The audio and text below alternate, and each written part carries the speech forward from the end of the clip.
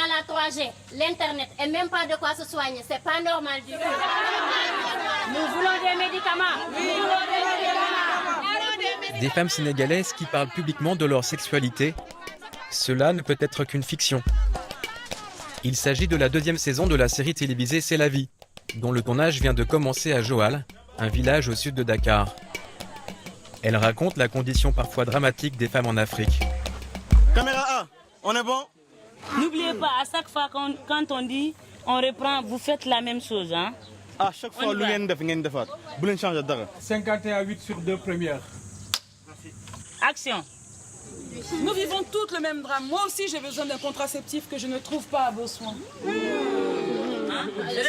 Difficulté d'accès à la contraception, grossesse non désirée ou violence conjugale, la série est inspirée de faits réels et connaît depuis 2 ans un immense succès en Afrique subsaharienne. De nombreux réalisateurs africains viennent poser leur regard sur la série. Ce matin, c'est Salimata Tapili, une Malienne très impliquée dans les luttes féministes, qui est aux commandes. Je vous demande gentiment de rompre les rangs. Ça concerne toute l'Afrique de l'Ouest, tu vois. Toutes les femmes dans les milieux rural ou urbains sont concernées. Là, c'est dans une série télévisée, mais je pense que dans la vraie vie aussi, c'est ce qui doit se passer. Donc la scène, elle est faite pour ça. C'est une sensibilisation, en même temps pousser les femmes à faire pareil de leur côté dans leur pays pour se battre pour leur cause. Je crois que cette série, elle est très importante du moment où elle peut aider des femmes à prendre conscience et des bienfaits de la contraception et de la planification et tout ça. Donc c'est vraiment intéressant parce que ça peut vraiment aider. C'est la vie à Ratanga, c'est la vie à Ratanga, c'est la vie à Ratanga, Ratanga. La série, financée par des agences onusiennes, raconte la vie d'un centre de santé situé à Ratanga, un quartier imaginaire d'une grande ville d'Afrique de l'Ouest. Les personnages principaux sont des sages-femmes et leurs patientes, des femmes au parcours tourmenté. Ce sont des témoignages de soignants venus du Mali, de Côte d'Ivoire ou du Bénin qui ont inspiré les scénaristes. J'ai ma fille qui est enceinte. Vous avez de l'argent? Le résultat et la discrétion sont assurés. Elle pratique des avortements clandestins sur les jeunes filles. Mais c'est grave. Mais il faut lui interdire de travailler. Est-ce que tu vas m'écouter à la fin? Ce n'est pas ce que tu crois. Je ne veux plus te voir remuer les fesses devant Moulay. On est bien d'accord? Mais... Tais-toi! Pourquoi tu es toujours en train de me désobéir? Pourquoi?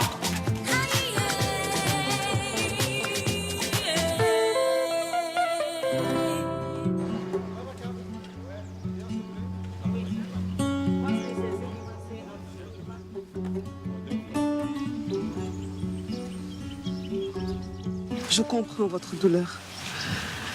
Je suis sage-femme au dispensaire et je vous promets de tout mettre en œuvre pour éviter de perdre des enfants si jeunes.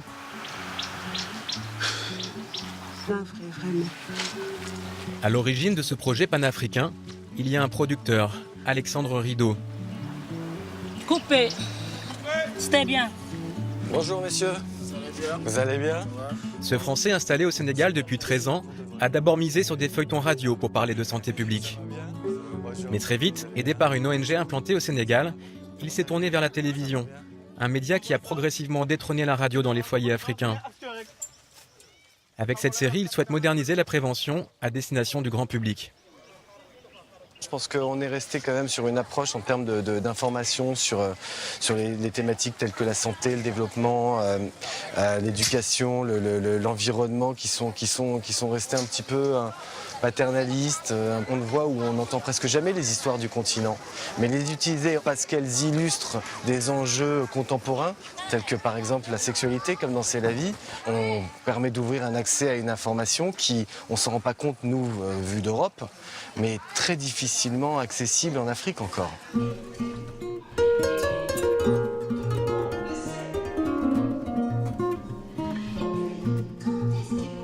Au gré des épisodes et des séances publiques organisées à travers tout le Sénégal, C'est la vie est devenu un rendez-vous populaire, auquel les villages tiennent à convier l'ensemble de la population. Le point de départ d'un débat et d'une réflexion à l'échelle de tout un pays. Mais dis donc, elle est pas mal ta sœur. Et en plus, elle aime le sexe. Parle pas de ma sœur comme ça, toi.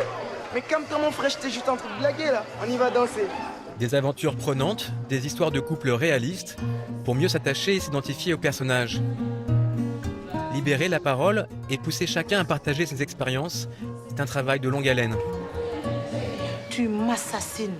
J'ai mérité ça, tu crois? Peu à peu, les associations s'emparent de la série et l'utilisent désormais comme support pour susciter le débat et faire de la prévention. On a vu un épisode qui traitait de problématiques qui nous touchent vraiment, c'est-à-dire la violence dans le milieu de travail, la violence dans la famille, la violence conjugale. Quand on parle de viol, en général, c'est les familles même qui ne veulent pas dénoncer les violeurs. Un violeur est un violeur. Même s'il quitte cette famille-là, il se déplace dans une autre famille, il va le refaire. Et qui sera là pour dénoncer?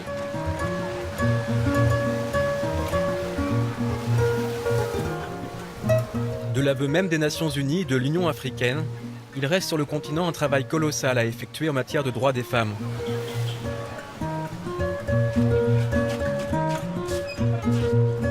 Une femme sur 3 subit quotidiennement des violences physiques et sexuelles. Une majorité d'entre elles pensent encore qu'un mari a le droit de battre sa femme. Et les grossesses non désirées conduisent à un nombre alarmant d'infanticides.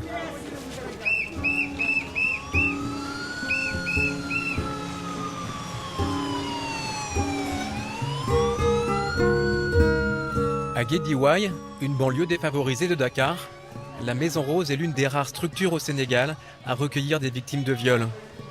Ici, une quinzaine de femmes sont prises en charge et accompagnées, sans aucune subvention publique.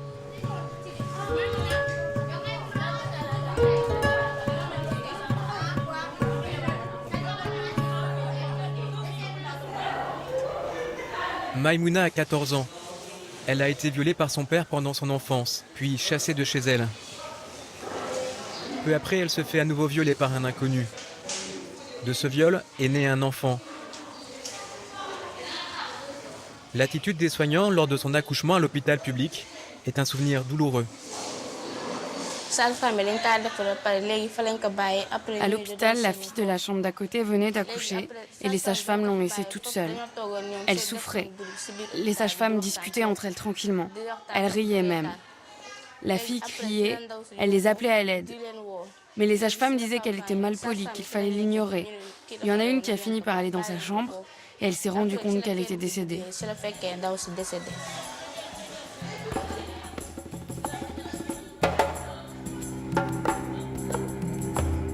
Entre deux contractions, Maïmouna change de position pour soulager la douleur. La sage-femme la menace. Elle m'a dit, toi, tu es très impoli. Tu as bien vu que ta voisine de chambre est morte, non? Tu finiras comme elle si tu n'écoutes pas.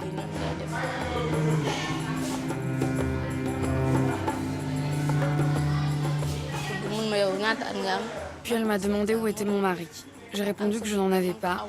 Elle m'a dit que c'est parce que j'avais couché à droite à gauche que j'étais tombée enceinte. Quand elle m'a dit ça, j'ai eu très mal, mais je n'ai rien dit.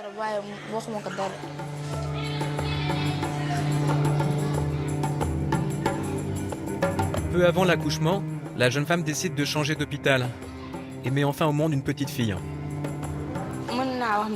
Quand j'ai su que j'étais enceinte, je dois avouer que je ne voulais pas de cet enfant. C'était trop dur. J'ai été jusqu'à penser au suicide. Je pleurais tout le temps. Le fait que je ne vois pas son père, que je ne le connaisse pas. Mais j'aime mon enfant. Dieu merci. Je ne peux pas ne pas l'aimer. C'est mon destin.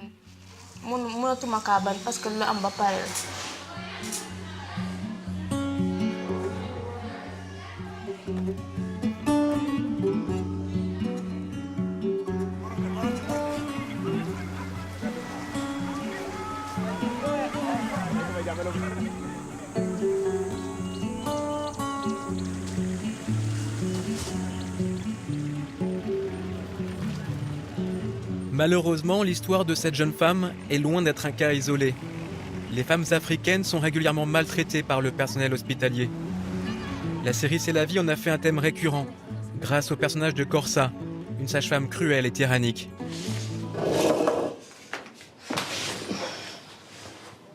Qu'est-ce qui t'a permis d'entrer et de déranger les gens qui travaillent? Tu peux pas attendre ton tour? Oh, pardon. Je sais que j'ai mal au ventre. Tu as ton ticket? Non. D'abord, tu vas acheter ton ticket et après, tu attends qu'on t'appelle. De toute façon, ton cas n'a même pas l'air d'être grave. C'est parce que j'ai pas d'argent. Ah oui. Tu crois qu'ici, c'est la Croix-Rouge? Reviens avec des sous. Bonsoir. C'est monsieur Docteur Jay. Jay. Awadjigakan. Ça va? Ça va bien. J'ai joué le rôle de Corsa, la méchante sage-femme. On va en discuter. D'accord, ce sera avec un grand plaisir. Bonjour monsieur, enchantée. Awakan, méchante sage-femme. Ah oui. Ça me fait plaisir. Ce jour-là, sur Radio Vibe, une station très populaire, des médecins chefs de service ainsi que la représentante des sages-femmes du Sénégal sont invités à s'exprimer sur les violences à l'hôpital. Alors, Vibe Radio, c'est votre émission C'est la vie sur la DDS, il est 22h10. C'est une histoire, pas fiction, hein. C'est des situations qu'on vit dans nos hôpitaux ou les districts sanitaires, ce qu'on vient de suivre tout de suite dans le reportage. En tout cas, nous vivons des situations qui sont proches de ce qu'on a vu sur le film. Ça, il faut l'avouer. Okay. En tant qu'agent de santé, il faut aussi trouver un diagnostic pour pouvoir traiter le mal. La corruption dans le système de santé, on ne peut pas le nier. Okay. C'est des faits réels et il faudra quand même essayer de poser le diagnostic de manière très franche et de trouver des solutions. Tous les jours, nous essayons de formater. Le mot n'est pas de trop. Les sages-femmes, surtout les jeunes, maintenant on leur dit tout le temps évitez d'être Madame Corsard. Je crois que quelque part on se dit plus jamais ou dans aucune structure de santé qu'on ne retrouve quelqu'un qui soit une Madame Corsard. Il faut que les gens changent. Et c'est ça notre cri de cœur. J'ai tout fait pour incarner ce rôle, pour que les gens qui se reconnaîtront à travers ma personne, mon personnage, puissent changer. Okay. Vous avez entendu le cri du cœur de Corsa, la personne qu'on pense qu'elle est mal? Ça permet de conscientiser les gens, que ce soit les professionnels de santé, que ce soit les malades, et cela suscite un débat. Et c'est avec ce débat-là que nous allons trouver une solution. Tant qu'on n'a pas réglé ces problèmes d'accueil-là, il y a des problèmes de santé qui vont subsister. Aujourd'hui, on voit qu'une bonne partie de notre population font recours à la médecine traditionnelle, donc tournent le dos au système de santé, uniquement pour des problèmes d'accueil.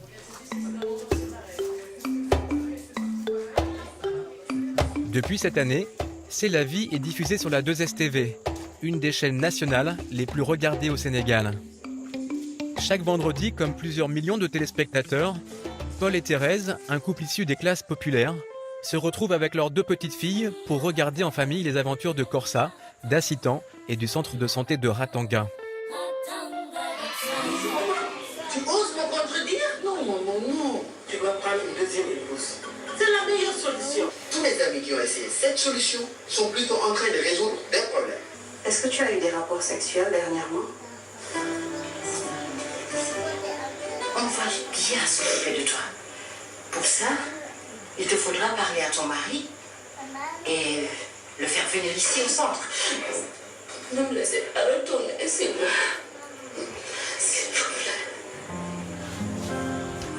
Il y a pas mal de choses qui sont jouées au niveau donc, de la série C'est ma vie, C'est la vie. Il y a la mère qui veut chercher une deuxième femme pour son fils. Donc je pense que quelque part, peut-être si c'est la tradition, donc je dis qu'il y a des ingérences quelque part, parce que la vie d'un couple, c'est la vie d'un couple. Ce qui m'a marqué le plus, la fille qui ne voulait pas la grossesse parce qu'il n'aimait pas son mari. Ça m'a beaucoup marqué. Et qui voulait avorter. Il essaie de dire des choses, de lancer des messages sans pour autant blesser la population.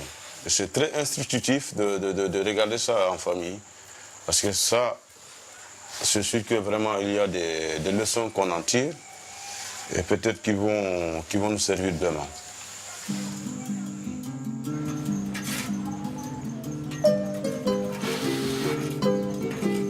C'est la vie aborde chaque semaine des tabous de la société sénégalaise. C'est en sondant régulièrement la population que les inventeurs de la série dessinent les limites du scénario et définissent les compromis nécessaires.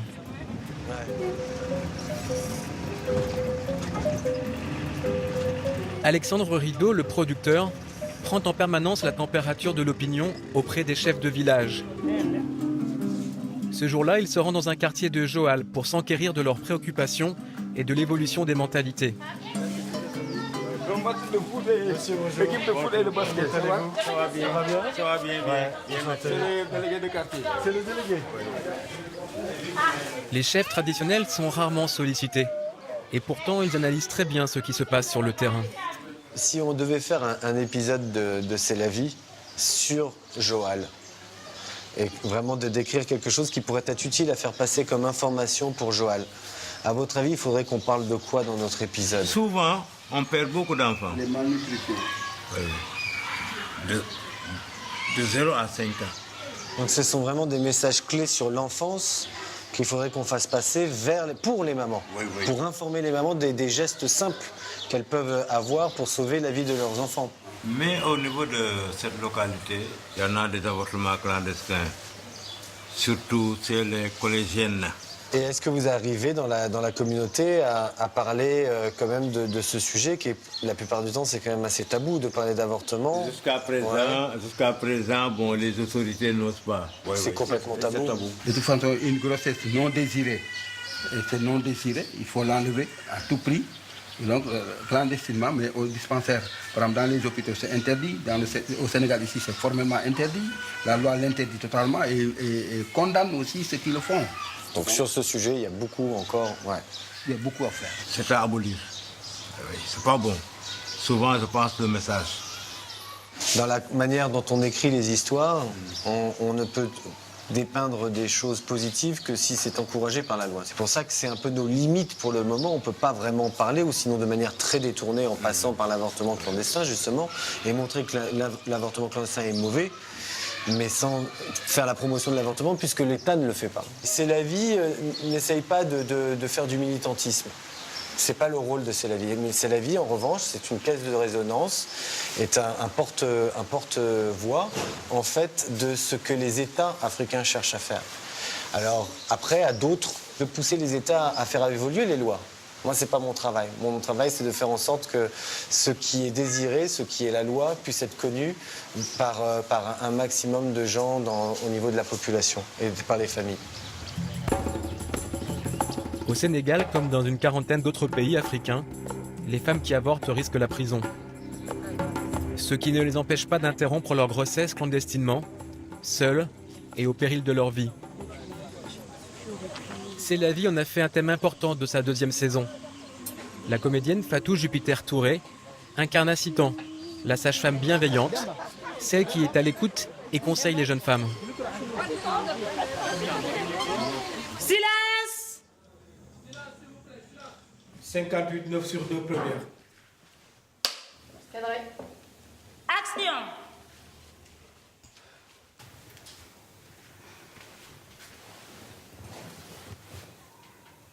Tu es tiré d'affaire, mais tu as eu beaucoup de chance. Tu aurais pu mourir. C'était ma première fois avec un garçon. Je croyais que je ne pouvais pas tomber enceinte. Et j'ai mis trop de temps à comprendre. J'ai fini par la raconter Soraya, ma meilleure amie.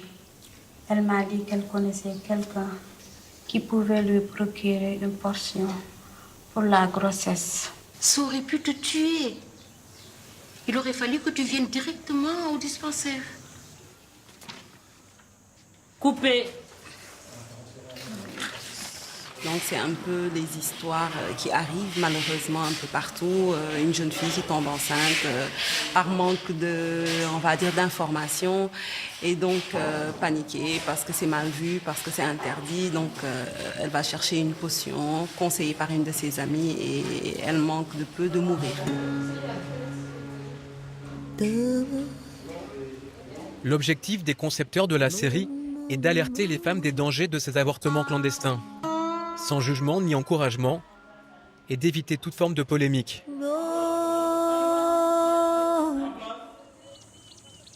Il y a une autre façon de mener un combat qui n'est pas forcément frontal, qui n'est pas forcément dans les cris, dans les déchirements, les femmes d'un côté, les hommes de l'autre, mais avec vraiment une vraie énergie positive, avec une vraie envie de changer les gens, changer les choses pour le mieux-être de tous.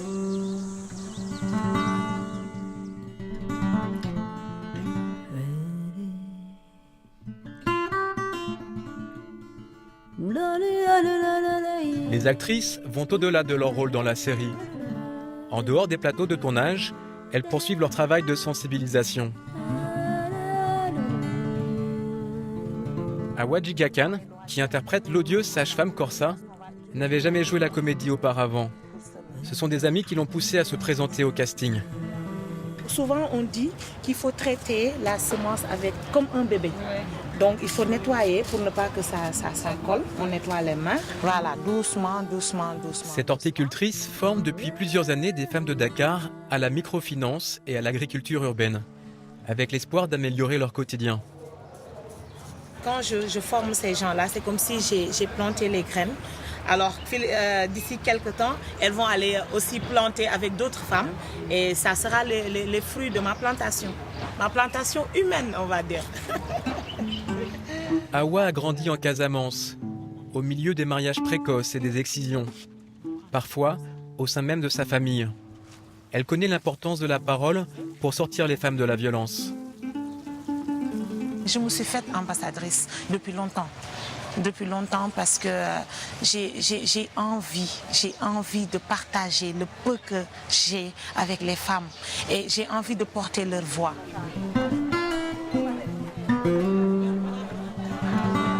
Le rôle qu'Awa joue dans la série, la corruption dans les hôpitaux et tout ça, on ne s'occupe pas de toi si tu n'as pas d'argent. Je crois que ça va changer de nos jours. C'est un sujet tellement tabou. De ce fait que si elle joue ça et tout le monde est en train de la regarder, ça nous enlève un grand poids.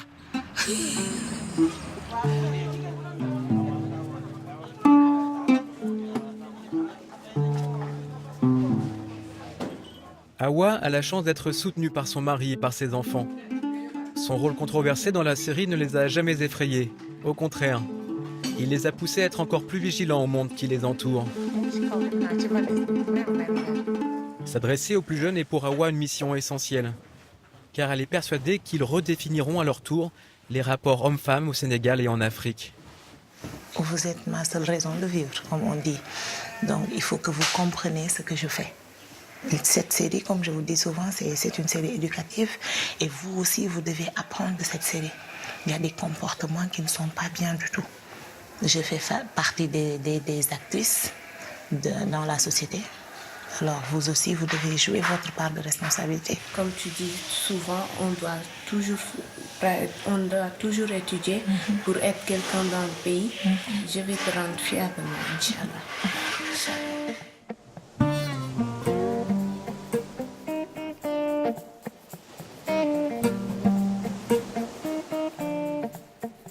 C'est la vie, c'est ce qui se passe dans la vie, dans les deux sens. Soit tu te dis que c'est la vie, je m'engage à changer cette vie pour qu'elle soit meilleure.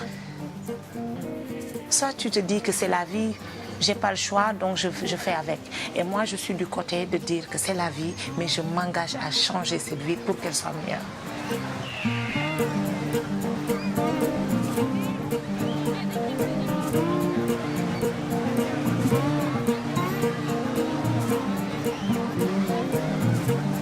La série entamera dans quelques mois le tournage de sa 3e saison. Elle sera traduite dans d'autres langues comme le Wolof et le Bambara pour toucher une population plus large et transmettre l'idée que les femmes, en Afrique comme ailleurs, ont le droit de disposer de leur corps, de leur santé et de leur vie.